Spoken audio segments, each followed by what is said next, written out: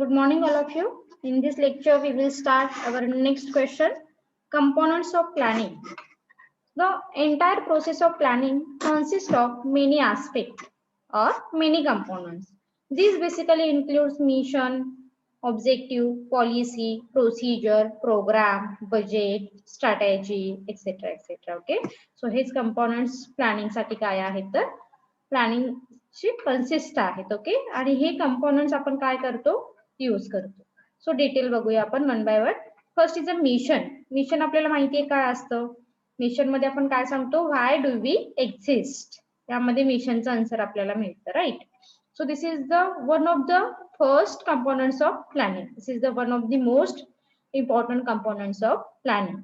The mission of an organization basically decide its fundamental purpose, dictates its fundamental purpose. आता mission मध्ये काय असतं तर शॉर्ट मध्ये लिहा, mission statement indicate the fundamental purpose of the organization. Okay. Organization कशा इंटेन्शनने इस्टॅब्लिश झालेली आहे, त्यामागचा पर्पज काय आहे हे आपण मिशन स्टेटमेंट वरून फाइंड आउट करू शकतो. So mission first components mention करा.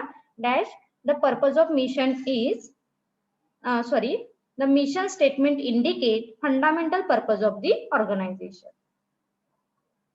Fundamental purpose of the organization. Is it clear?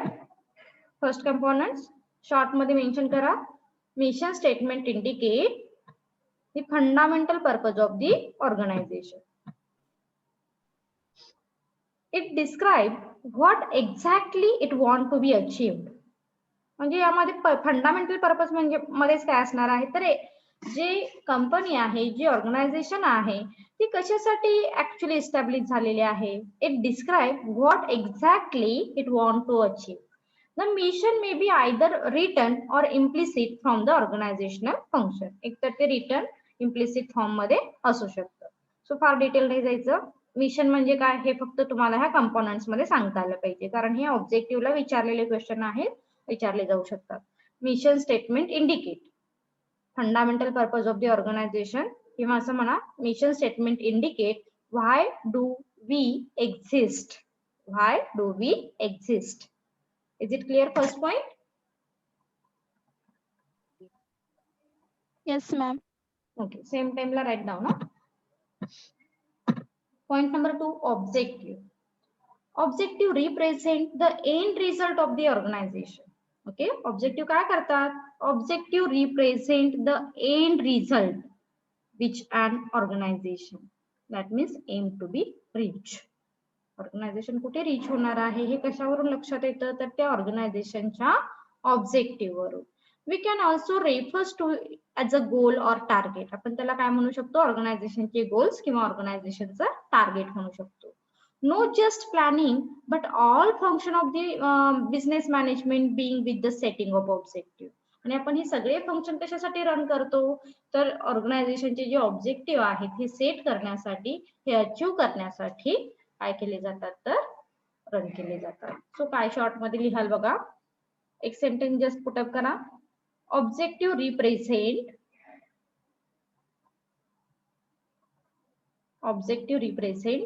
the end result which an organization.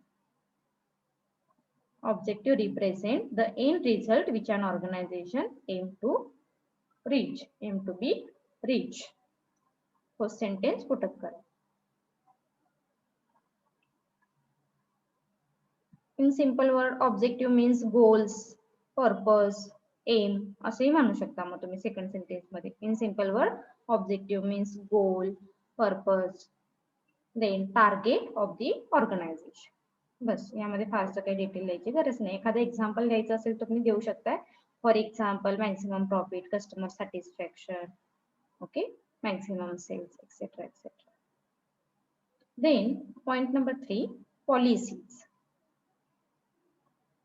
Policies are basically statement of understanding of course of action. Policy म्हणजे काय आहे? Policy are basically statement of understanding course of action. They guide the decision making process for all activity of the organization. Consequently, they impose limit of the scope of decision. Okay, आपण policy काय करतो, कशासाठी run केल्या जातात policy, purpose शेवटी काय असतो, goals and objective achieve करणे, राईट. मग या पॉलिसी आपल्याला काय करतात, policy provide proper direction, guide करण्याचं काम पॉलिसीच्या अंडर होतं. ओके, पॉलिसी काय करतात, आपल्याला गाईड करतात. That means policy are basically statement of understanding course of action. ह्या पॉलिसी तुम्ही यूज करा आणि तुमचे जे काही कोर्स ऑफ ऍक्शन आहेत हे कम्प्लीट करा. ओके, सो कुठेपर्यंत मेन्शन करा, एक फर्स्ट आणि सेकंड सेंटेन्स मेन्शन केला तरी चालेल. Policy are basically statement of understanding or course of action and they guide the decision making process for all activity of the organization. Is it clear? Point number 2 and 3.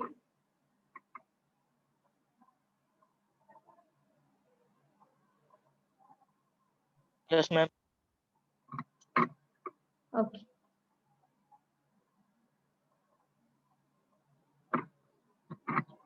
Then procedure. आता हे प्रत्येकाचे meaning तुम्हाला विचारले जातात ना basically. What is mean by policy, what is mean by budget, what is mean by mission. त्यामुळे पहिलं जे सेंटेन्स आहे ते डेफिनेशन दिलेलं आहे, तर ते लक्षात ठेवा.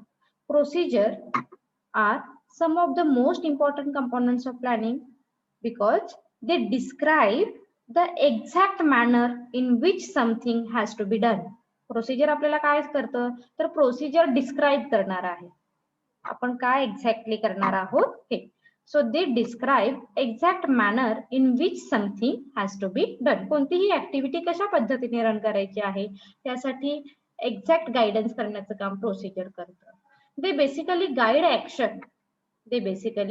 Action for activities that manager and employees perform. Okay, म्हणजे फॉर एक्झाम्पल एखाद्या एम्प्लॉईजला कशा पद्धतीने काम करायचं आहे, तो काय कोणती प्रोसिजर फॉलो करेल, तर हा एक गायडन्स आहे किंवा ही एक मेथड आहे असं आपण म्हणू शकतो. Okay, so the basically guide action हा वर्डिंग येऊ दे, and for activity that manager and employees perform. पहिलं सेंटेन्स स्किप केला तरी चालेल, सेकंड आणि थर्ड सेंटेन्स मेन्शन करा. Procedure describe the exact manner in which something has to be done, and they basically guide action for activities that manager and employees perform. Next point is budget. Budget or plan. Budget म्हणजे काय म्हणतो आपण, budget हे काय आहे, एक plan आहे. For example tentative budget आपण काय करतो, आधी एखादी ऍक्टिव्हिटी फुलफिल करण्याच्या आधी किंवा कंप्लीट करण्याच्या आधी एक आपलं टेंटेटिव्ह बजेट आपण प्रिपेअर करतो, राईट. आणि मग त्या बजेटनुसार आपल्या ऍक्टिव्हिटी ह्या स्टार्ट होतात. So budget are plan that express expected result in the numerical term. For example आपल्याकडे एम्प्लॉईज किती आहेत, आपल्याकडे फायनान्स किती आहेत, आपल्याकडे बाकीचे रिसोर्सेस किती आहेत, ह्या सगळ्या गोष्टी आपण कुठे, तर बजेटमध्ये मेन्शन केलेले असतात. पण हे कसं असतं, तर न्यूमरिकल टर्म मध्ये असतं, हे महत्वाचं आहे. Okay, so budget are plan that express expected result in the numerical term. Whenever an organization expects to do something, it can make budget to decide on its target. आणि budget काय करतं, तर तुमचं टार्गेट डिसाइड करतं. Most activity, target and decision require budgeting. For example, an income budget show expected financial result and profit. Okay, मग बजेटचे पण types आहेत, कॅश बजेट आहे, ऑपरेटिंग बजेट आहे, जे काही तुम्हाला इथे सिलेबसला नाहीये, पण पुढे जाऊन तुम्ही कॉस्ट अकाउंटिंग मध्ये ते लर्न करू शकता. सो बजेट काय करणार आहे, तुम्हाला एक टार्गेट देण्याचं काम करेल आणि ह्या टार्गेट वरून आपण काय करतो, गोल्स अँड ऑब्जेक्टिव्ह हे अचीव्ह करतो.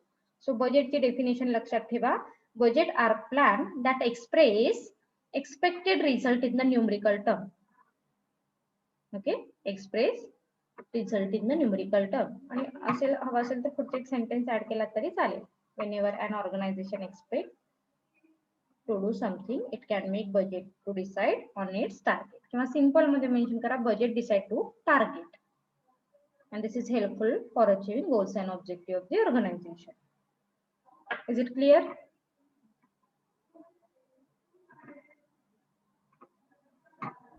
अरे जागे आहेत ना, अमन, अंबर, अमृता, अस्मिता? Yes, ma'am.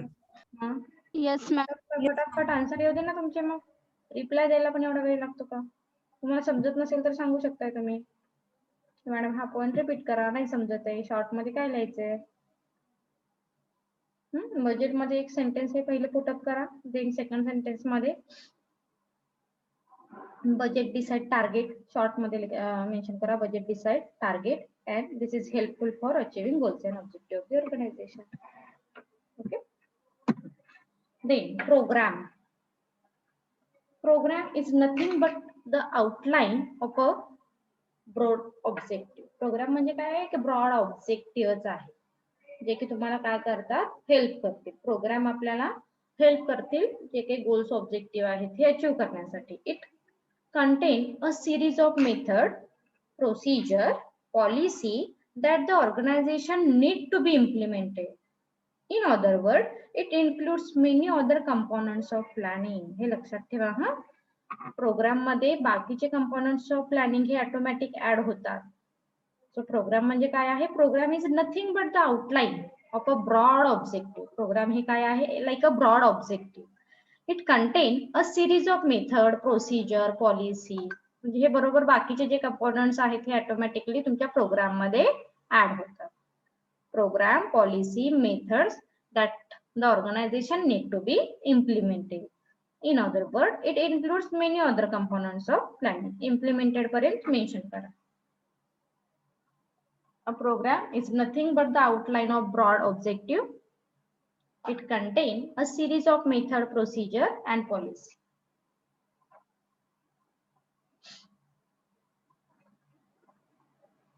Next, strategy. A strategy in simple word refers to the minutes plan of action that aim to achieve specific requirement. काय आहे, it is the course of action म्हणू शकतो आपण, like a strategy, like a प्लॅनिंगच म्हटलं जातं basically. पण ह्यामध्ये सगळे शॉर्ट टर्म आणि लॉंग टर्म काय असणार आहे, त्या थिंग्स आहेत ह्या इन्क्लुड्स असतील. Okay, a strategy simple word refers to the minutes plan of action that aim to achieve specific requirement. Okay, सगळ्या ज्या स्पेसिफिक रिक्वायरमेंट आहेत त्या कशा अचीव्ह करायच्या आहेत याबद्दलचं प्लॅनिंग हे स्ट्रॅटेजी मध्ये असेल. Proper implementation of strategy leads to the achievement of the requisite goal. The nature of the organizational value and mission will determine how it will strategy. जे तर काय सांगितलं जातं बेसिकली, एक थोडक्यात लक्षात ठेवा, तुम्हाला प्लॅनिंग आणि स्ट्रॅटेजी मध्ये काय डिफरन्स आहे हे विचारलं जातं. तर स्ट्रॅटेजी यामध्ये लॉंग टर्म गोष्टींवरती जास्त काय केला जातो, तर फोकस हा केला जातो. Okay,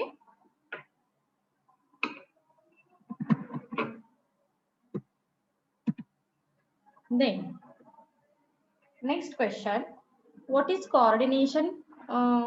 What is coordination? Explain feature of coordination. Coordination is the most important function of management. जसं की आपण डिटेल लर्न केलं, coordination काय आहे, एक फंक्शन आहे.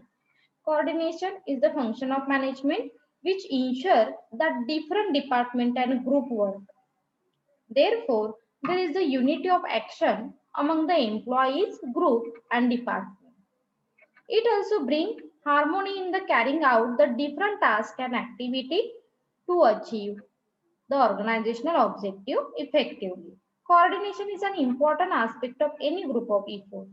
Where an individual is working, there is no need for coordination. आता हे असं का बरं म्हटलेलं आहे, जर तुम्ही इंडिव्हिज्युअल काम करत असाल तर तिथे कोऑर्डिनेशनची गरज आहे का, नाही. That means coordination is a group activity. जिथे ग्रुप येतो तिथे कोऑर्डिनेशन एक्सपेक्टेड असतं, राईट. सो कोऑर्डिनेशन हे काय आहे, इंट्रो मध्ये लक्षात ठेवा, coordination is a important function of management. So coordination is a grouping activity which ensure that different department and group work. Therefore, there is a unity of action among the employees, group and department. Coordination मध्ये काय सांगितलं आहे, unity of action. Coordination means simple thing, it is the unity of action. तुमच्यामध्ये जिथे unity आहे तिथे coordination आहे असं म्हटलं जातं. मग तो एम्प्लॉईज असेल, ग्रुप असेल, डिपार्टमेंट असेल. So it also bring, त्यामुळे काय होतं, it's like a harmony in carrying out the different tasks and activity to achieve the organizational objective effectively. जिथे कोऑर्डिनेशन आहे, जिथे कॉपरेशन आहे, that means here organization can easily achieve goals and objective or achieve effectively goals and objective. Effectively तुम्ही काय करू शकता, goals and objective हे achieve करू शकता.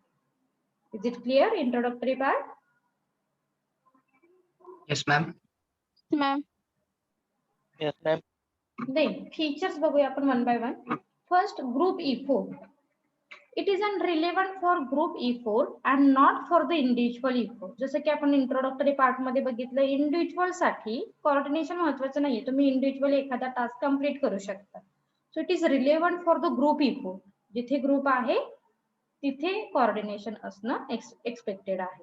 So coordination involve an orderly pattern of group effort. Okay, coordination involve an orderly pattern of group efforts. In the case of individual efforts, since the performance of individual does not affect the functioning of the other and the need of the coordination does not arise. म्हणजे vice versa काय सांगितलेलं आहे, coordination is required or coordination is essential in grouping activity. Simple लक्षात ठेवा, coordination is essential in grouping activity because individual task or individual effort cannot affect on coordination. तिथे काही require पण नाहीये आणि त्याचा काही इफेक्ट पण होणार नाहीये ना. सो ग्रुप इफोर्ट आहे तिथे कोऑर्डिनेशन इसेन्शियल असते. Next point, continuous process. It is a continuous and dynamic process. म्हणजे कोऑर्डिनेशन हे आज हेल्प केल्यामुळे होतं का हो, कोऑर्डिनेशन असं अचानक येतं का, नाही. तर हे कंटिन्युअसली त्यामध्ये इफोर्ट इन्क्लूड करणं ते एक डायनामिक प्रोसेस आहे. So coordination is a continuous and dynamic process. Continuous because it is the achieved through the performance of different function. Also, it is the dynamic since function can change according to the stage of work.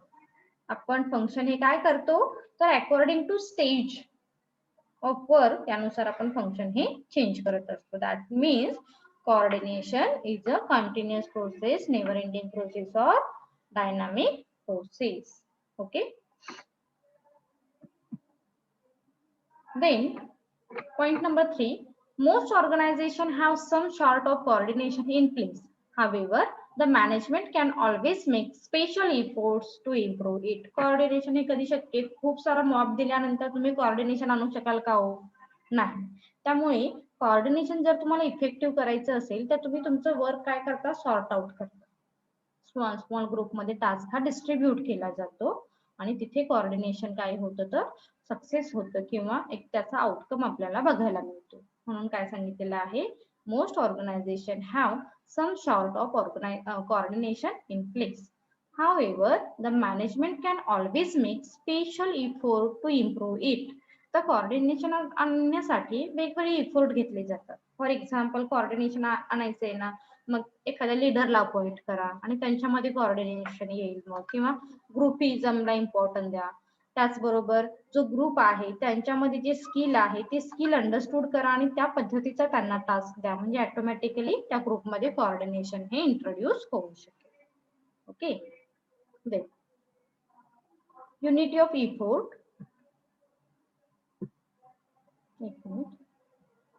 Unity of effort. Coordination emphasize the unity of effort. Unity that means एक person असणार आहे का इथे, नाही. Unity of effort म्हणजेच काय तर group activity. So coordination emphasize the unity of effort. This involve fixing the time and manner in which the various functions are performed in the organization. These always individual to integrate with the overall process. म्हणजे प्रत्येक जण आपापलेच काम करत असतील इथे, individual त्याचं काम करेल, पण एखाद्याचा टास्क हा दुसऱ्याच्या टास्क वरती काय होईल इथे, इन्फ्लुएन्स होईल. म्हणून लास्ट सेंटेन्स दिलेला आहे, this allow individuals to integrate with the overall process. प्रत्येक इंडिव्हिज्युअल हे ओव्हरऑल प्रोसेस साठी काय असणार आहे तर इंटिग्रेट असते. ओके,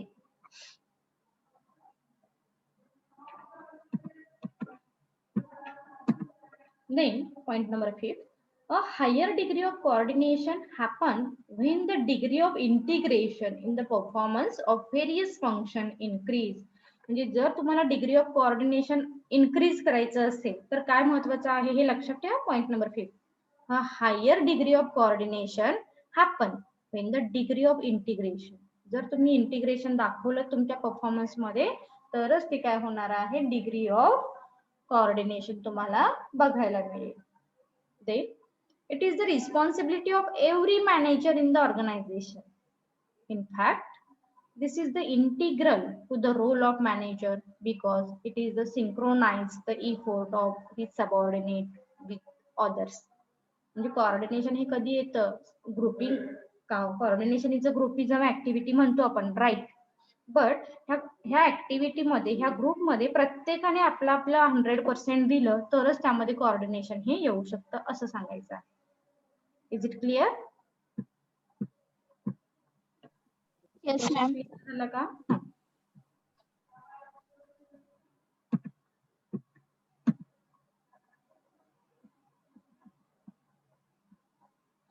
आता हा पण आहे इम्पॉर्टन्स ऑफ कोऑर्डिनेशन. हा नेक्स्ट लेक्चरला कंटिन्यू करूया. आता इम्पॉर्टन्स मग हे 2 कंप्लीट करा तुम्ही. मी हा कंटिन्यू करते, वेळ आहे. Importance of coordination. Coordination plays a huge role in the success of organization with different people and department working towards a common goals. It offers many benefits to help keep the effort synchronized and integrated. Okay, तुमचे efforts हे synchronize असणं, integrate असणं महत्वाचं आहे, तरच तुमच्या coordinationचं success तुम्हाला बघायला मिळू शकेल. Unity in diversity. Every large organization has a large number of employees, each with the different view or opinion, activity and background. हे जे कोऑर्डिनेशन करतो आपण किंवा कोऑर्डिनेटिंग ऍक्टिव्हिटी आहे यामध्ये नेहमीच एकसारखे एम्प्लॉईज असणार आहेत का? हो, नाही. तर ह्या ग्रुपमध्ये वेगवेगळ्या बॅकग्राऊंडची लोक असतील, वेगवेगळ्या ओपिनियनची असणार आहेत, वेगवेगळ्या थिंकिंगची असणार आहेत, वेगवेगळ्या ऍटिट्यूडची असणार आहेत. But therefore there are diverse activity in an organization. आणि त्याचबरोबर ऑर्गनायझेशनला सुद्धा डायव्हर्स ऍक्टिव्हिटी काय कराव्या लागतात, रन कराव्या लागतात. However, all these activity would not be highly effective in the absence of coordination. It's very important thing. लक्षात ठेवा, जर ऑर्गनायझेशनला वेगवेगळे टास्क कंप्लीट करायचे आहेत पण हे टास्क कंप्लीट करताना एम्प्लॉईज मध्ये कोऑर्डिनेशनच नसेल तर त्या ऍक्टिव्हिटी सक्सेस होतील का? नाही. लक्षात येतंय? That is why here said all this activity would not be highly effective in the absence of coordination. Hence, coordination is important for unity of diversity. Unity of diversity साठी मात्र coordination हे कसं असणार आहे तर important असणार आहे. Is it clear first point?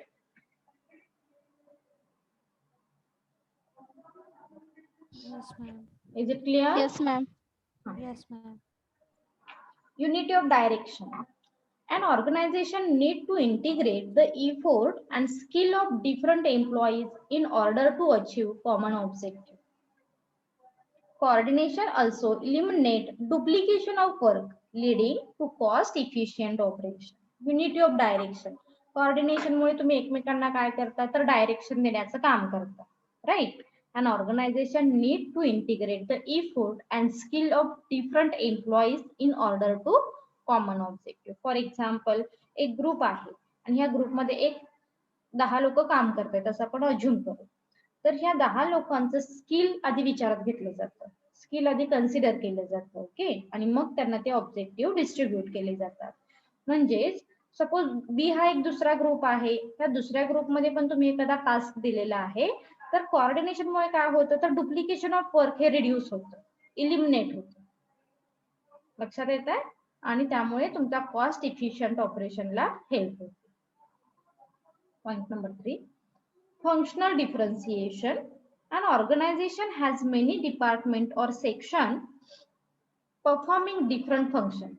All these functions are important for achieving the overall goals of the organization. If all the department work is isolation from the others, then the might not be work in tandem. Therefore, coordination is essential for the integration. आता coordination आहे तिथे integration word आलेलाच आहे बघा प्रत्येक वेळी. coordination हे कधी सक्सेस होईल जर इंटिग्रेटिंग ऍक्टिव्हिटी असेल तर. Okay, So different function play different role in the organization but achieve common goals and objective. Are you getting? काय सांगायचंय आपल्याला? Different department play different role in the organization but achieve common goals and objective. That is why coordination is essential, or that is why coordination or integration is essential for achieving common goals and objective. तुम्हाला common goals and objective achieve करण्यासाठी coordination हे महत्वाचं आहे. Lesser dispute. Many departments play an important role in helping the organization achieve its goal. They are also capable of assessing the nature and scope of work they perform. However, they are usually unaware of the importance of other department roles, leading to dispute. Coordination can help to solve such a dispute. म्हणजे प्रत्येक जण काय म्हणेल, अरे हा आमचं important हे जास्त आहे दॅन अदर. पण कोऑर्डिनेशन हे फंक्शन अशा पद्धतीने रन केलं जातं, या फंक्शन मध्ये तुम्हाला दुसऱ्याचा रोल सुद्धा इम्पॉर्टंट वाटतो आणि वाटायला हवा आहे ना. म्हणजे फक्त आपला टास्क आपलं वर्क हे इम्पॉर्टंट नाही. म्हणजे एक म्हणतो ना आपण आपला तो बाप्या है ना, एक म्हण आहे. तर असं नाही, आपलं जे काम आहे हे पण महत्वाचं आहे आणि त्याचबरोबर दुसरे जे डिपार्टमेंट आहे त्यांचा सुद्धा टास्क हा तितकाच इम्पॉर्टंट असणार आहे. आणि हे जे डिस्प्यूट आहे हे रिड्यूस करण्याचं काम कोऑर्डिनेशन फंक्शन करत असतं. Is it clear?